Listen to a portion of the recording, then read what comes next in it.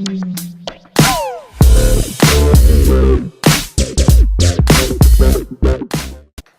guys, welcome back. Today's presentation is on energy systems and their connection to exercise. And once again, we did cover this at level 2, but we're looking to build on that understanding and take it up to a higher level. So exactly what we're going to be looking at is understanding the energy system and how it relates to exercise. But in particular, we want to be able to identify the contribution of energy according to duration of exercise / activity being performed, the type of exercise or the activity being performed, or the intensity of the exercise being performed. And 6.2, we want to identify the byproducts of the free energy systems and their significance in muscle fatigue.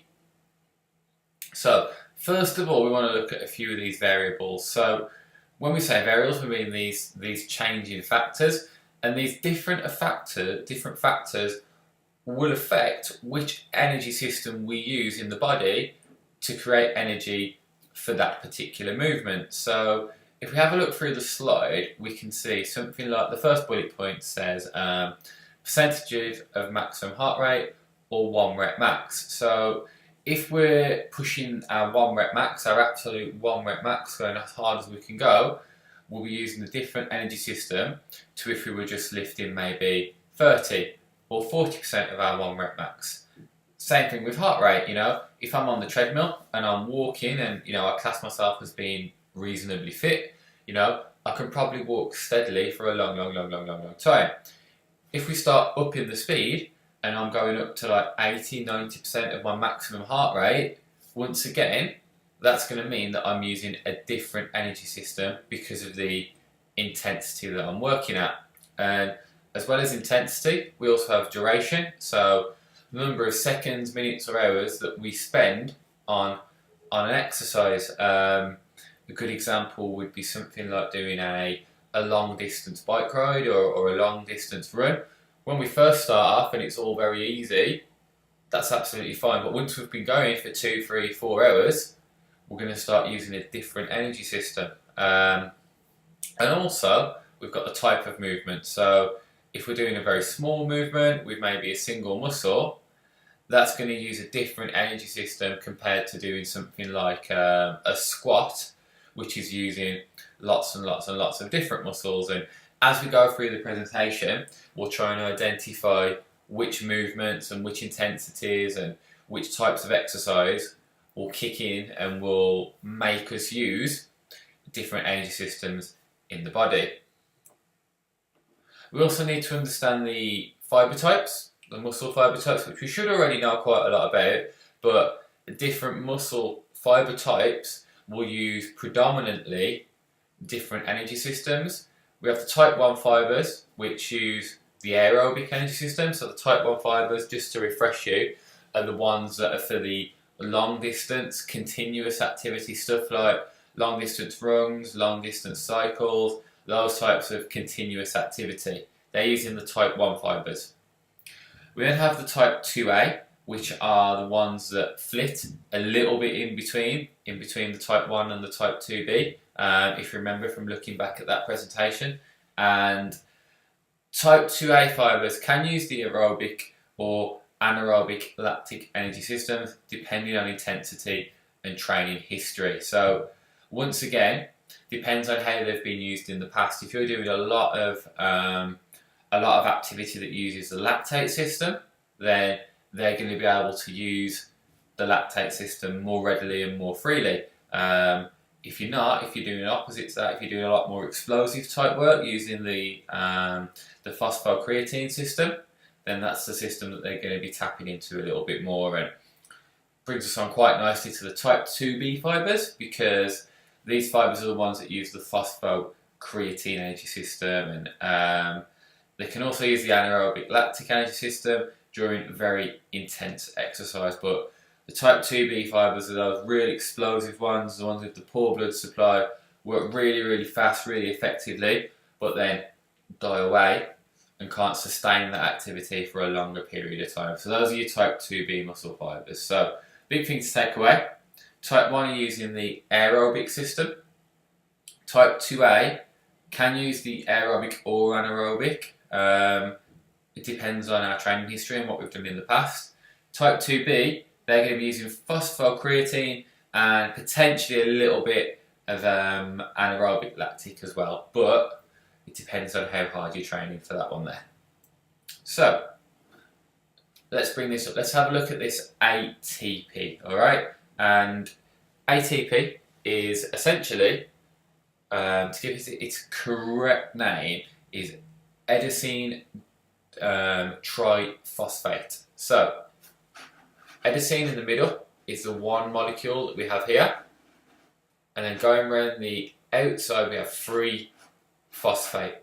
Okay, so triphosphate, adenosine, triphosphate. So adenosine, tri meaning 3, so adenosine and 3 phosphate. So when we require energy in the body, what happens is this molecule, this adenosine triphosphate, gives up one of the phosphate molecules in order to create energy, and that's how we make our energy in the human body. So we go from adenosine triphosphate, we give up one molecule,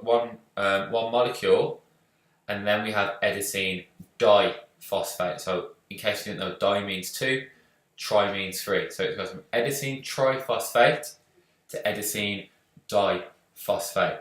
And that no matter which energy system we're using, which we're going to look at in a minute, they're all about creating ATP and making more of that ATP or adenosine triphosphate, the same thing, making more ATP available to the body. So, there is only a very limited amount of ATP within the muscles. It lasts up to 3 seconds, and once it's used, it has to be replaced, alright? And the way we can replace it is we can use creatine phosphate in the phosphocreatine energy system, or we can use glucose or glycogen from the aerobic or anaerobic lactic energy system. So that there are our 3 energy systems that are all trying to create more ATP dependent on the demands of the activity. And we're going to go through, I'm going to have a look and break down each of the energy systems in more detail. Those are the 3 on there just for you to take a look at. And the first one we're going to look at is the creatine phosphate system, okay? And what the creatine phosphate system does is, first of all, it's important to know it's anaerobic, alright, which it says at the bottom here. So anaerobic means without oxygen. So this is an energy system that works without oxygen. And what it does is it takes creatine phosphate to remake ATP almost instantly, okay? However, creatine phosphate is in very, very limited supply. So we can use it, but we can only use it for a short amount of time. And once that time's gone, it's gone. And when I say a short amount of time, we're maybe looking sort of 2, 3, 4, maybe 5 seconds. That's all we've got in the creatine phosphate system, and it's for real quick, real explosive efforts. And after that, it's gone. But what we want to have a look at is how the creatine phosphate system works and how it helps us to create more ATP. So, looking at this, what we have here is ADP. Alright, and this ADP molecule needs one more phosphate adding onto it to make ATP so that we can create energy. Just to recap that, because I know it can be a little complex, alright? We have ADP, if we go back to this part of the presentation here, ADP is what we end up with once we've created some energy. And we need to add on another phosphate molecule to make it to ATP again, because we can only create energy from ATP. We can't make energy from ADP. So, back to here. What happens is, we have creatine phosphate, floating around in very limited supply, as we said, and all we're doing is very, very simply taking the phosphate molecule from creatine phosphate, adding it to our ADP, and that's then going to mean that we can create ATP, and the remainder or the leftover product from that is one single creatine molecule without the phosphate added onto it.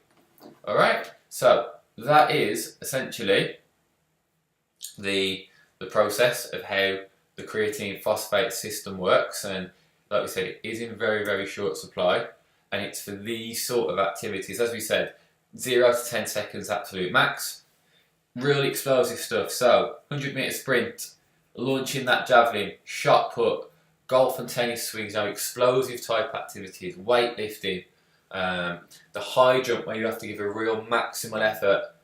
Those are the kind of things that we're going to be using the creatine phosphate system for. And again, real short term, real explosive stuff. After that, we have the lactate system. All right, the lactate system is normally the one that everyone hates because it really burns, and we'll talk about why and how that happens. So, lactate system is again anaerobic, so it's without oxygen. We don't need oxygen for this system to work. And what it does is it takes stored glycogen or glucose, takes that to the muscle cells to remake ATP.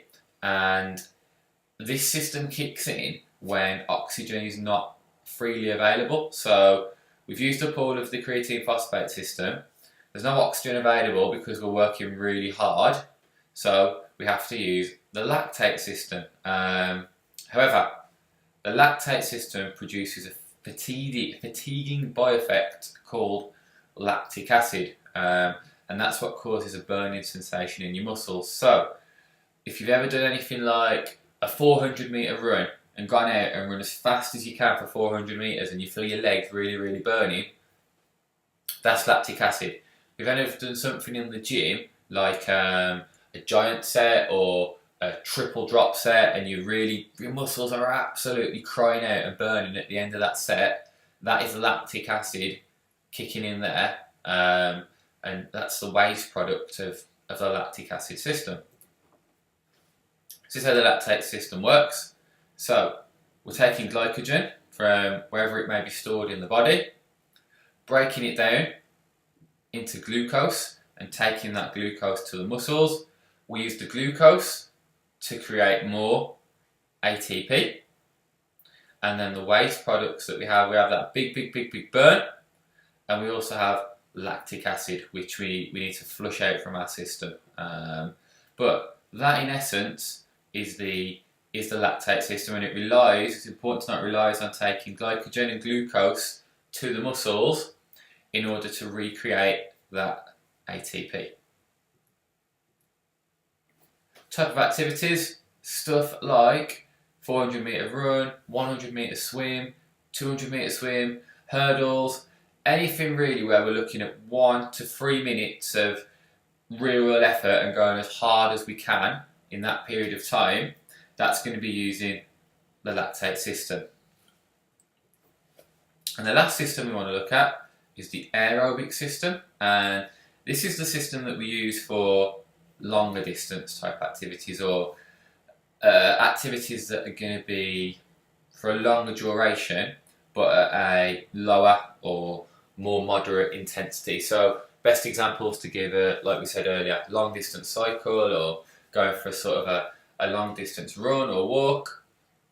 That's going to be using the aerobic system, and the aerobic system is all about the breakdown of carbohydrate and fat with oxygen, alright, in order to create more energy. And the waste products in this system are carbon dioxide, because, as we all know, when we breathe, we take in oxygen, we give out carbon dioxide as a waste product.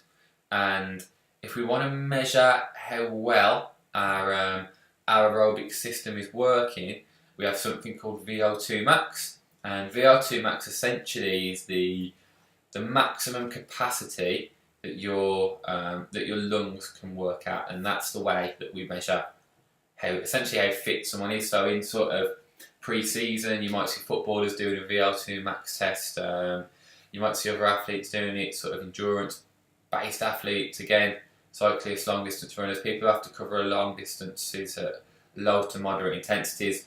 VO2 max is a good test to be doing with them. And the one other word that I want to pick up on here is something called mitochondria. And essentially, what mitochondria are, they are the tiny little structures that you find in cells, and their job really is to look after the chemical reaction that releases energy from glucose. That's what happens inside the mitochondria, and obviously that's a real essential process for us to be alive and to be walking around. We need to have those mitochondria functioning, and sort of the tissues or the organs in the body that need a lot of energy, they'll have lots of mitochondria. So places like the liver, places like skeletal muscles that function a lot, they'll have lots of mitochondria. Places that are not so active and don't need quite so much energy will have less mitochondria. And here's what happens. Essentially, we take to the mitochondria, which are those little sort of organisms inside our cells. We take to them, we take oxygen, fatty acids, and glucose. Mitochondria then converts that into CO2, which is our waste product, H2O, which is another waste product, but also ATP. And that really is how the aerobic system works. Important to know, the three things that we have going in are oxygen, fatty acids and glucose. So when we say fatty acids and glucose, that could be stored fats from our body, it could be stored carbohydrate or glucose, and that's why you'll see before your long distance athletes, before they go and do an event, that's why they'll eat a lot of carbohydrates, because they need to have those carbs to keep this energy system going. If you run out of carbohydrate, then one of those important ingredients there is missing. If you can't get any glucose into this system, then we can't create any more energy. And that's why you'll see sort of your long distance cyclists and things constantly eating on the ride. Every 20 minutes, half an hour, you'll be having gels and bars to keep more carbohydrate in the system. And that's why they do that. Example activities, as we've said, got all those long distance things there: swimming, running, cycling, 5 and 10 kilometre runs, again a long distance. You got your marathons, triathlons, hiking, anything really over a long distance at that low to moderate intensity is what we're looking at for the aerobic system. And what we've got here, we've got all of them side by side, so we can have a little bit of a comparison and check everyone's understanding. So we have the CP system first of all, the creatine phosphate system. It's anaerobic, alright? It doesn't use oxygen, and we use it very rapidly, and it's creating chemical energy. And the ATP there is very limited. There are no real waste products. There was creatine left over, if you remember, but we can recycle that in the body, and it lasts for about 10 seconds with those real intense efforts, 90 to 100% of your maximum, and the recovery there it's normally quite quick, but it's anywhere from 30 seconds to 5 minutes dependent on your level of fitness. And we're going to be using type 2B muscles. When we use the creatine phosphate system, we're using type 2B muscles, which are those big, powerful, fast twitch fibres. Lactate system, which is the one in the middle, again, it's anaerobic. It works without oxygen, and